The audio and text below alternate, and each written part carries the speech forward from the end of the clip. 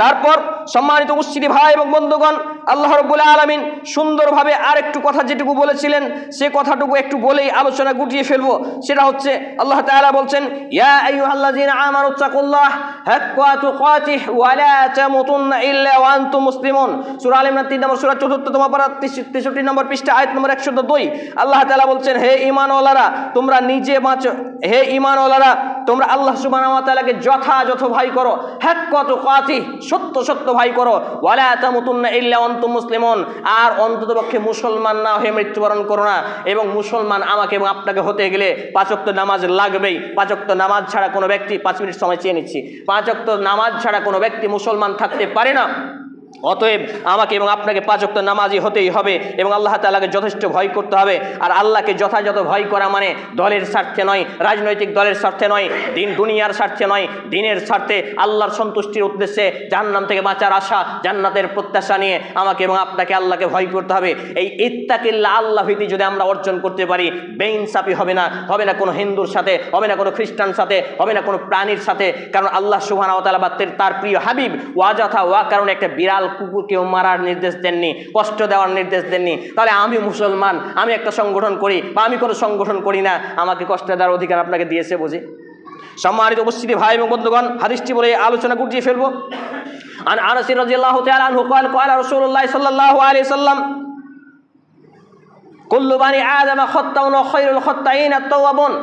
আনাস রাদিয়াল্লাহু তাআলা আনহু তিনি বলছেন, নবী মুহাম্মদুর রাসূলুল্লাহ সাল্লাল্লাহু আলাইহি সাল্লাম বলেছেন যে প্রত্যেক বানি আদম, আদমের সন্তান ছেলে মেয়েরা হচ্ছে ভুলকারী অপরাধী, আর ভুলকারী অপরাধীদের মধ্যে শ্রেষ্ঠ হচ্ছে খায়রুল খাত্তাইনাত তাওয়াবুন, যে ব্যক্তি তওবা করে, রিকভারি করে, ব্যাকআপ নেই, ফিরে আসে।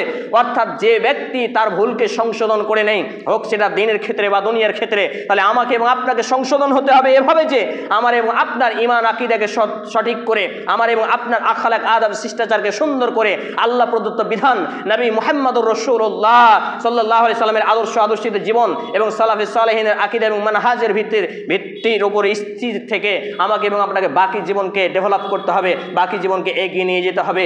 এর থেকেই আমরা মুসলমানদের মধ্যে এক শান্তির প্লাবন দেখতে পাবো, এক শান্তিময় সমাজ দেখতে পাবো। কিন্তু হিংসা আর বিভিন্ন বিদ্বেষ আর বিভিন্ন ষড়যন্ত্র আর বিভিন্ন রকমের অপকর্ম দিয়ে আমরা মুসলিম জাতি কেন একটা পিঁপড়ারও কোনো উপকার করতে পারবো না। বড় বড় স্টেজ করে আর ইজতেমা করে আর উমুক করে সম্মেলন করে যত বড় বাতেলা মারি না কেন, কোনো লাভ হবে না। সম্মানিত উপস্থিতি ভাই এবং বন্ধুগণ, হাদিসটি বর্ণিত সুনান তিরমিজি গ্রন্থের হাদিস নাম্বার 2499 ক্রমিক নম্বরে মুসনাদে আহমদ, হাদিস নাম্বার 12637 নম্বরে সুনান ইবনে মাজাহ গ্রন্থের হাদিস নাম্বার 4251 ক্রমিক নম্বরে হাদিস বর্ণিত হয়েছে যে কুল্লু বানি আদম খাত্তাউন ওয়া খায়রুল খাত্তাইন আত-তাওয়াবুন, প্রত্যেক আদম সন্তানের ভুল হবে। আমি মানুষ, আমি বললাম আমার ভুল হতে পারে, আমি চলবো আমার ভুল হতে পারে।